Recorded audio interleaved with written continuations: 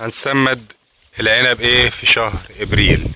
تابعونا لنهاية الفيديو عشان نعرف كل العناصر اللي بيحتاجها العنب في شهر ابريل. اول حاجة النيتروجين مهم جدا.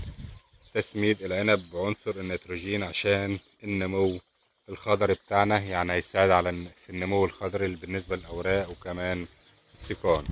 الفوسفور عنصر مهم جدا لتحقيق النمو جيد للجذور، يعني بيساعد على تنشيط الجذور. البوتاسيوم كمان عنصر مهم جدا للعنب لأنه بيساعد على التحجيم، وكمان مهم جدا للثمار وعناقيد العنب. ده أهم 3 عناصر لازم يتم التسميد بيهم، دول ال3 عناصر الأساسيين. العناصر التانية بقى يعني يعتبر برضو ما تقلش أهمية عن ال3 عناصر اللي قلنا لهم: النيتروجين والفوسفور والبوتاسيوم والكالسيوم، عشان يدينا نمو سريع جدا للجذور وكمان تقوية النبات. المغنيسيوم مهم جدا والزنك أيضا.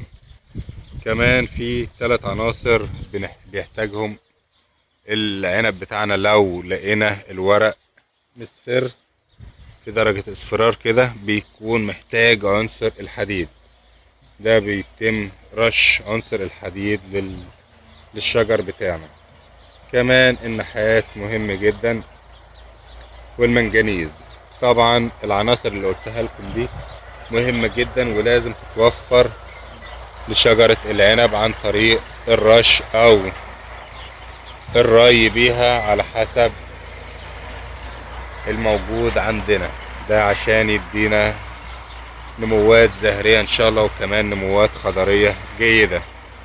بإذن الله تابعونا وان شاء الله اعرفكم كل ما هو جديد في عالم الزراعة. شكرا لمتابعتنا، وما تنسوش تعملوا لنا لايك واشتراك للقناة وتفعيل زر الجرس، ده عمل لنا للاستمرار وتقديم المزيد.